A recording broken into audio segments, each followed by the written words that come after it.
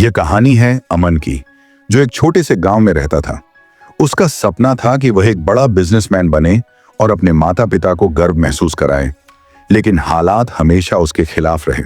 पहला संघर्ष, गरीबी और ताने। अमन के पिता एक मजदूर थे। घर की आर्थिक स्थिति बहुत खराब थी।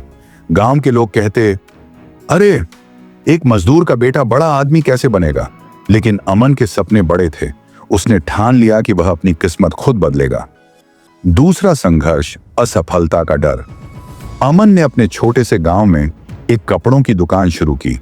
उसने उधार लेकर माल खरीदा, लेकिन पहले ही महीने में उसे भारी नुकसान हुआ। उसके दोस्त और रिश्तेदार कहने लगे, तुझे बिजनेस करना नहीं आता, कोई नौकरी कर ले। अमन उदास हो गया। उसे लगा कि शायद लोग सही कह रहे हैं। वह दुकान बंद करने की सोच ही रहा था कि तभी उसके पिता ने कहा, असली हार वही होती है जो इंसान अपने मन में मान ले। अगर गिरने से डर गए तो कभी उड़ नहीं पाओगे। तीसरा संघर्ष, खुद पर विश्वास। अमन ने अपनी गलतियों से सीखा। उसने ग्राहकों की पसंद को समझना शुरू किया। उसने ऑनलाइन बिजनेस के बारे में सीखा और सोशल मीडिया पर प्रचार शुरू किया। उसने हार न मानने की कसम खाई। धीरे धीरे उसकी मेहनत रंग लाने लगी। कुछ ही महीनों में उसकी दुकान गांव की सबसे लोकप्रिय दुकान बन गई। अंतिम संघर्ष, बड़ा कदम। अब अमन ने ठान लिया था कि वह अपने बिजनेस को शहर तक ले जाएगा, लेकिन इसके लिए उसे बहुत ज्यादा पैसे की जरूरत थी। कोई भी उसे उधार देने को तैयार नहीं था। उसने फिर से एक फैसला किया, हार नहीं मानने का।